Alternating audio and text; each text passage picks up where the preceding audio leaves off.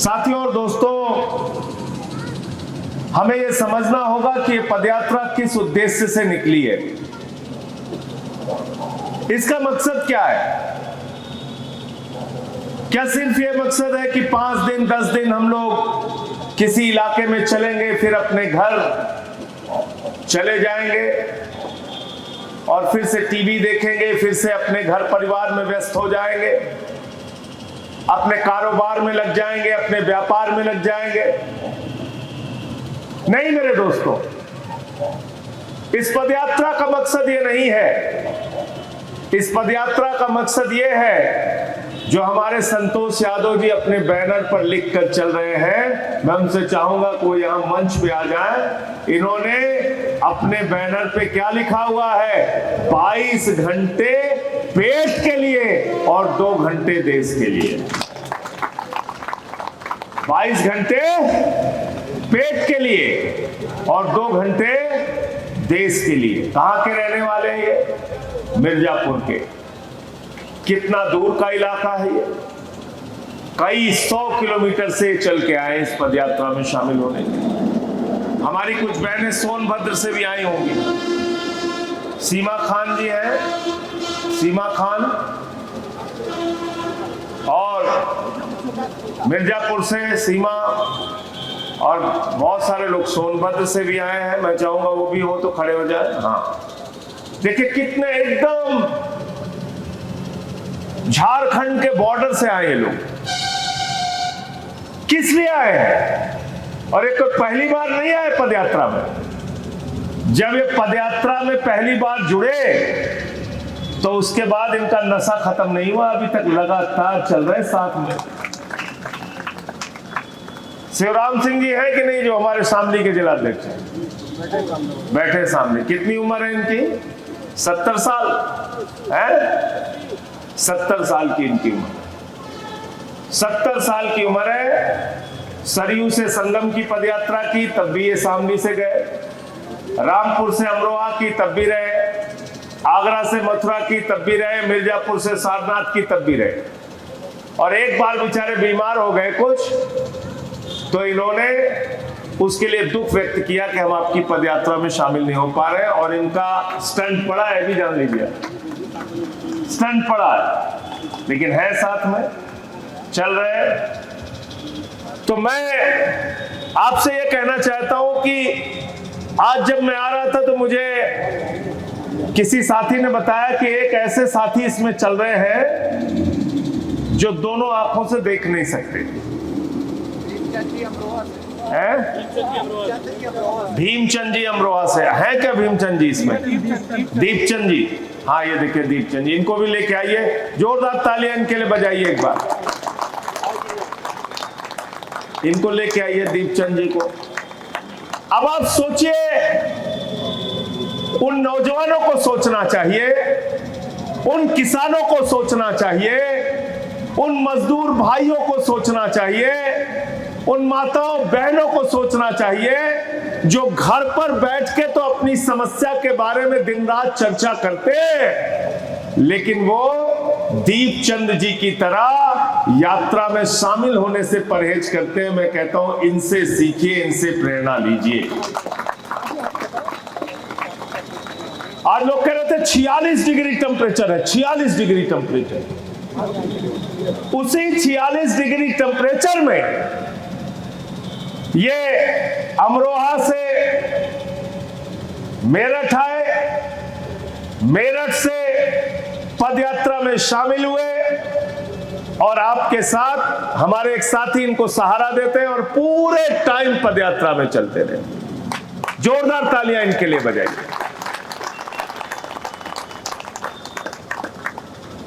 जिनको आंखों की रोशनी से नहीं दिखाई देता, वो दिल से आपकी बेरोजगारी की समस्या और समाज के भेदभाव को महसूस कर पा रहे हैं। तो आप क्यों अपने घरों पर बैठे हैं? मेरा सवाल यह है आपसे, निकलिए अपने अपने घरों से। और एक बड़ी तादाद में, ठीक कहा हमारी बहन ने, कि अगर 22 लाख बच्चों का पेपर लीक हुआ, उसमें से 4 लाख भी सड़क पर उतर गए होते तो नरेंद्र मोदी की नींद हराम हो जाती, रातों की नींद हराम हो जाती। लेकिन मेरा अपना ऐसा मानना है, सामाजिक परिवर्तन आने में समय तो लगता है, लड़ाई उसकी लंबी लड़नी पड़ती है, लेकिन फिर भी मैं इस देश के लोगों को धन्यवाद देना चाहूंगा कि उन्होंने इस आम आदमी पार्टी की मुहिम को अपना बल दिया, अपनी ताकत दी। 3 बार दिल्ली में हमारी सरकार बनाई, आज हमारा विपक्ष का नेता है। 2 बार पंजाब में, 1 बार विपक्ष का नेता बनाया, दूसरी बार 92 सीटें देके प्रचंड बहुमत की सरकार बनाई और 13% वोट देके गुजरात, जहां भाजपा का सूरज नहीं डूबता, वहां पर 5 विधायक आम आदमी पार्टी के जिताए और गोवा जैसे सुदूर राज्य में 2 हमारे विधायक जीत कर आए और मध्य प्रदेश में हमारी मेयर बनी और उत्तर प्रदेश में हमारे 10 चेयरमैन पार्षद बने, तमाम लोग जीत कर आए नगर निकाय के चुनाव में।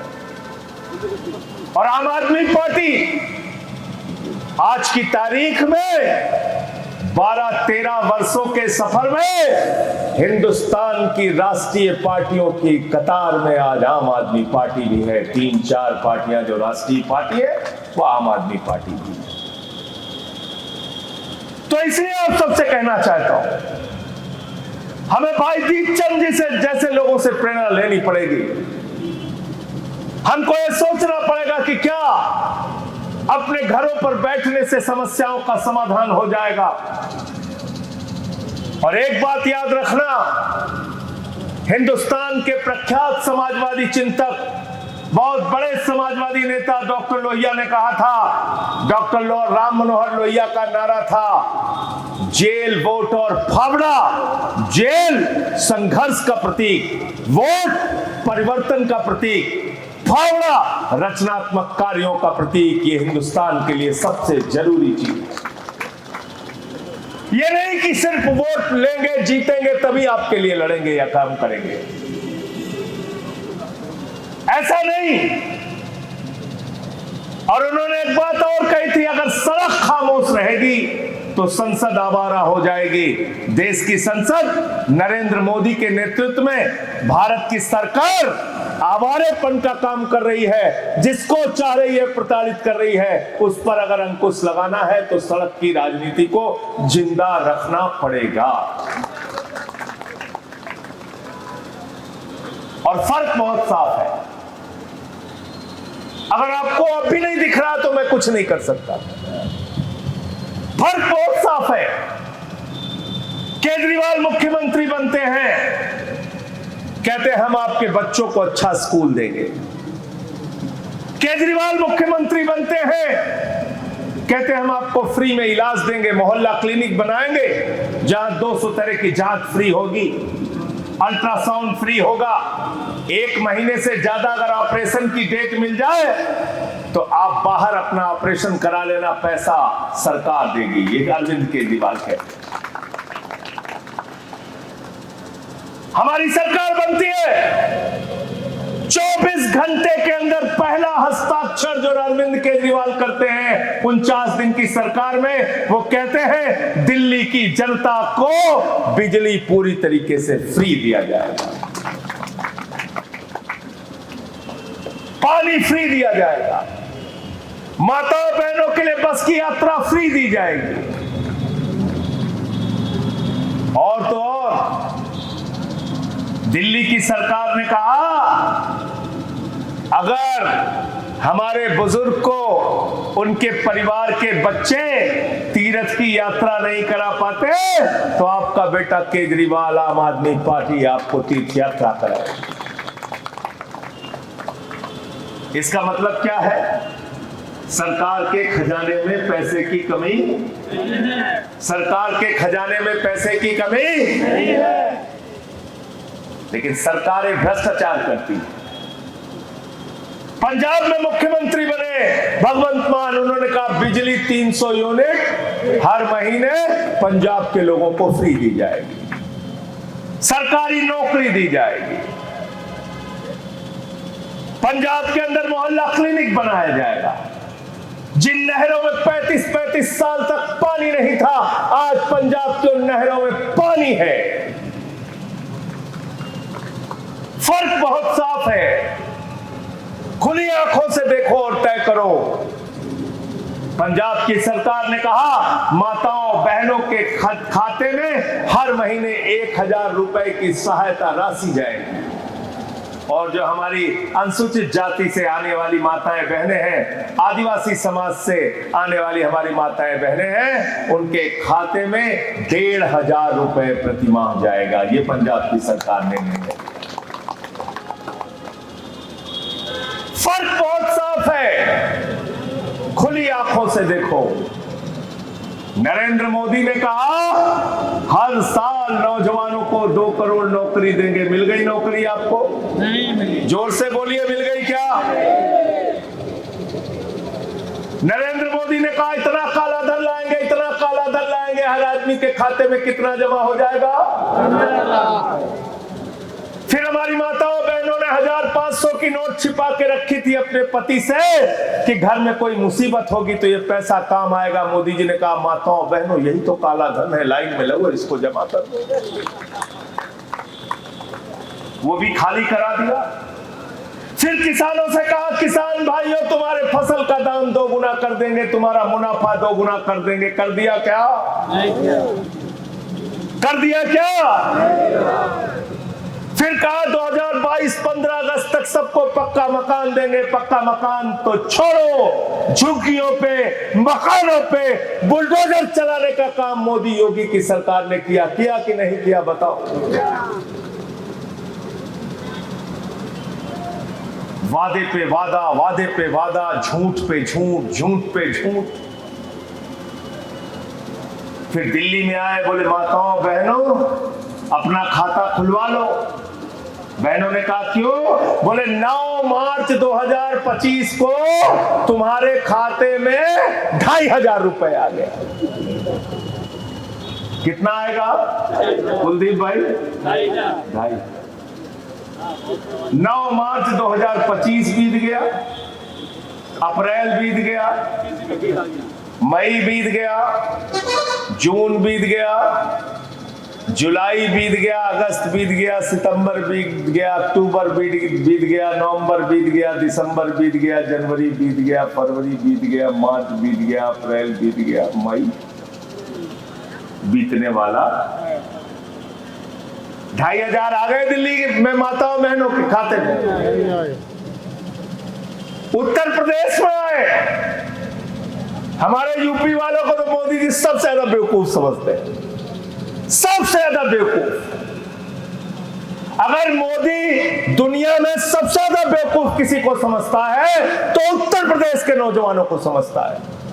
और जरा सोचना मैं ये बात क्यों कह रहा हूं। एक सभा में उसने कहा यूपी के नौजवानों तुम चिंता मत करना, यूपी के छात्रों तुम चिंता मत करना, अरे भाइयों तुम चिंता मत करना, तुम्हारे लिए हमने रोजगार सोच के रखा है। नौजवानों ने कहा मोदी जी क्या रोजगार है, क्या रोजगार है, क्या रोजगार है? मोदी ने कहा गोबर से रोजगार है, गोबर से रोजगार है, गोबर से रोजगार। संजय भैया जिंदाबाद, जिंदाबाद, जिंदाबाद। बोला था नहीं बोला था सोमेन भाई? बताओ जिंदाबाद। बोला था कि नहीं अरविंद बालन जी? बताओ झूठ बोल रहा हूं मैं? क्या बोला? गोबर से नौकरी देंगे। किससे नौकरी देंगे? गोबर से। जोर से बोलिए। कब बोला था? 22 के चुनाव में। कै साल हो गया? मिल गई गोबर की नौकरी? गोबर की नौकरी मिल गई। ये वीरेंद्र फौजी जी भी हमारे अंबेडकर नगर से। एक सभा में क्या बोला उत्तर प्रदेश में? देखो तुमको सबसे ज्यादा मूर्ख समझता है नरेंद्र मोदी, याद रखना, मैं पूरी जिम्मेदारी से ये बात कह रहा हूं। एक सभा में बोला यूपी में आके नरेंद्र मोदी, उसने कहा हाँ यूपी के लोगों बताओ अगर गांव गांव में कब्रिस्तान है तो शमशान होना चाहिए कि नहीं होना चाहिए? एक बार तो जनता चुप रही, फिर बोला होना चाहिए कि नहीं होना चाहिए, फिर चुप रही। तीसरी बार फिर बोला होना चाहिए कि नहीं होना चाहिए, जनता खड़े करे होना चाहिए, होना चाहिए। और इसकी जुबान इतनी काली है कि उसके बाद कोरोना की महामारी आ गई और पूरे प्रदेश में गांव-गांव में शमशान बन गया, शमशान बन गया। ऐसा आदमी है। तो केजरीवाल और आम आदमी पार्टी कहती है हम स्कूल देंगे, अस्पताल देंगे, बिजली देंगे, पानी देंगे, नौकरी देंगे, रोजगार देंगे, आपके बच्चों को भविष्य देंगे। नरेंद्र मोदी कहता है शमशान देंगे, गोबर देंगे, तुम्हारी पीठ में छुरा मारेंगे, तुम्हारे हाथ में हथियार देंगे, दंगा देंगे, फसाद देंगे, नफरत देंगे, इसके अलावा कुछ भी नहीं देंगे। गलत तो नहीं कह रहा हूं? गलत तो नहीं कह रहा हूं? तो अगर उत्तर प्रदेश का भविष्य चाहिए तो आम आदमी पार्टी के साथ आइए। दंगा फसाद और नफरत की राजनीति चाहिए तो भारतीय जनता पार्टी में आपका स्वागत है, वहां चले जाइए।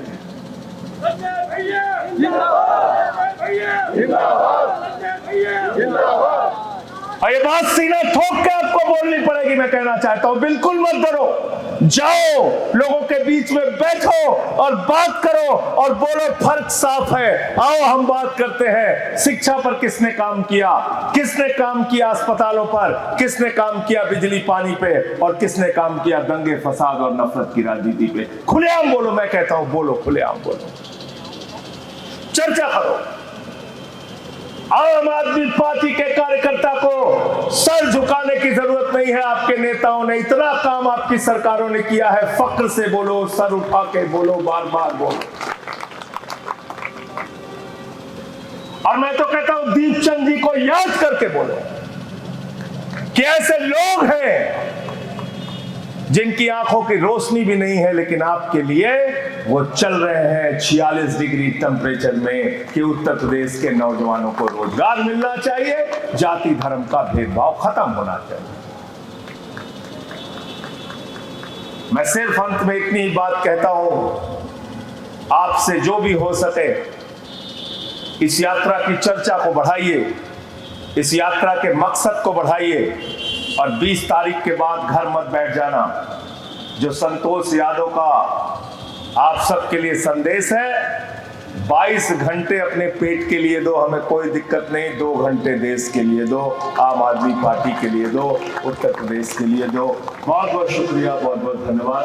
भाई विनय पटेल जी भी हमारे प्रांत अध्यक्ष हैं, उनका नाम छूट गया था, बहुत बहुत धन्यवाद।